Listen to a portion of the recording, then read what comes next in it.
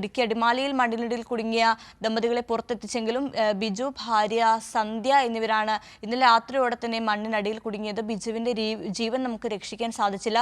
എന്നാൽ സന്ധ്യ ഇപ്പോൾ ആശുപത്രിയിൽ തുടരുകയാണ്. കാലിന് ചെറിയ പരിക്കുകളോടെ സന്ധ്യയെ കൊച്ചിയിലെ രാജഗിരി ആശുപത്രിയിൽ എത്തിച്ചിരിക്കുകയാണ്.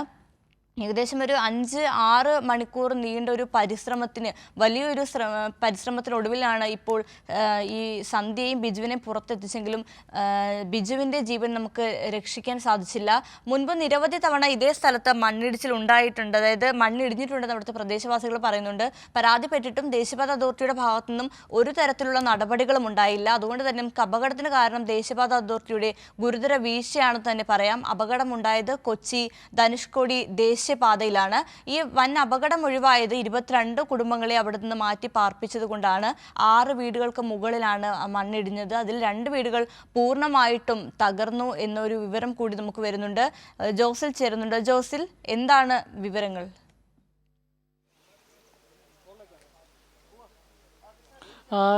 വിഷ്ണുപ്രിയ, നേരത്തെ ഞാൻ സൂചിപ്പിച്ചതുപോലെ തന്നെ ഈ ഇത്തരത്തിൽ ദേശീയപാത അതോറിറ്റിയുടെ ഭാഗത്തു നിന്ന് ഗുരുതരമായ വീഴ്ച ഈ കാര്യത്തിൽ ഉണ്ടായിട്ടുണ്ട്. കാരണം വലിയ ഉയരത്തിൽ വലിയ ഉറപ്പില്ലാത്ത മൺതിട്ട ഉയർന്നു നിൽക്കുന്ന ഒരു സാഹചര്യമാണ് ഉണ്ടായിരുന്നത്. ഈ പ്രദേശത്തെ ആളുകൾ നിരവധി തവണ ഇതിനെ സംബന്ധിച്ച പരാതി ഉയർത്തിയതാണ്. എന്നാൽ ആവശ്യമായ സംരക്ഷണ ഭിത്തി അടക്കം നിർമ്മിക്കാതെ ആണ് ഈ മൺതിട്ട ഉയർന്നു നിന്നത്.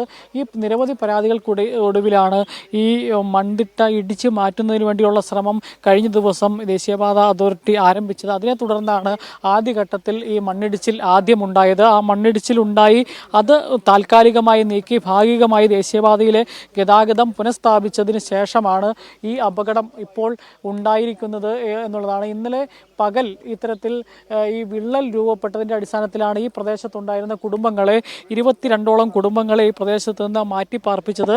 ആ മാറ്റിപ്പാർപ്പിച്ചത് കൊണ്ടാണ് വലിയ അപകടം ഒഴിവായത് എന്ന് വേണമെങ്കിൽ പറയാൻ സാധിക്കും. ഏതായാലും അതിനിടയ്ക്കാണ് ഈ 2 പേർ എന്താവശ്യത്തിന് വേണ്ടിയാണ് അവർ ഇവിടേക്ക് തിരിച്ചെത്തിയത് എന്നുള്ളത് വ്യക്തമല്ല. ഈ ക്യാമ്പുകളിൽ പറയുന്ന ചില ആളുകളാണ് പറയുന്നത് എന്തോ രേഖകൾ എടുക്കാനാണ് എന്ന് പറഞ്ഞുകൊണ്ടാണ് ഇവർ തിരിച്ച് വീട്ടിലേക്ക് വന്നത് എന്ന് പറയുന്നു. അത് എത്രമാത്രം അതിനകത്ത് വാസ്തവമുണ്ടോ എന്നുള്ള കാര്യത്തിൽ നമുക്ക് സംശയമുണ്ട്. ഈ ദേശീയപാത ഈ മണ്ണ് കുത്തനെ ഇടിഞ്ഞു വന്ന് ഈ നിരവധി വീടുകൾ, നമ്മളിപ്പോൾ നിൽക്കുന്ന ഈ പ്രദേശമടക്കം നിരവധി വീടുകൾ ഇതിൻ്റെ അടിയിലുണ്ട്. അവിടെയാണ് ഈ വലിയ അപകടം ഉണ്ടായിരിക്കുന്നത്. നിരവധി വീടുകൾ ഇപ്പോൾ ഈ മണ്ണിൻ്റെ അടിയിലുണ്ട് എന്നുള്ളതാണ് നമുക്ക് മനസ്സിലാക്കാൻ സാധിക്കുന്നത്. അത്തരത്തിലൊരു വീടാണ് ഈ ബിജുവിൻ്റെയും സന്ധ്യയുടെയും വീട്. അവരുടെ വീട് നിരങ്ങി ഒരു ഭാഗത്തേക്ക് മാറുന്നൊരു സാഹചര്യമാണ് ഉണ്ടായിരുന്നത്. ആ കോൺക്രീറ്റ് പാളികൾ ഇവരുടെ ദേഹത്തേക്ക്, കട്ടിലിൽ കിടക്കുന്ന ബിജുവിൻ്റെ ദേഹത്തേക്ക് പൂർണ്ണമായും പതിച്ച് വരുന്ന ഒരു സാഹചര്യമാണ് ഉണ്ടായിരുന്നത്. എന്നാൽ സന്ധ്യയുടെ കാലിലേക്ക് ആണ് ഇത് കുറച്ച് ഭാഗം, ശരീരത്തിൻ്റെ കുറേ ഭാഗം ഈ കട്ടിലിന് വെളിയിലായിരുന്നു. കട്ടിലിന് വെളിയിലേക്ക് ഇവർ തെറിച്ചു പോവുകയാണ് ചെയ്തത്. ഏതായാലും അതുകൊണ്ട് തന്നെയാണ് അവരുടെ ജീവൻ രക്ഷപ്പെട്ടത്. കാരണം ഈ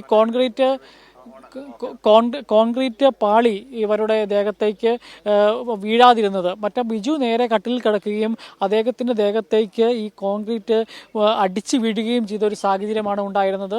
ഏതായാലും ഈ കോൺക്രീറ്റ് കാലിൽ വീണെങ്കിൽ പോലും ഈ സന്ധ്യ ഈ വേദനയെല്ലാം സഹിച്ച് ആളുകളോട് സംസാരിക്കുകയും വെള്ളം ആവശ്യപ്പെടുകയും എല്ലാം ചെയ്ത് മണിക്കൂറുകളും കഴിഞ്ഞു എന്നുള്ളതാണ്.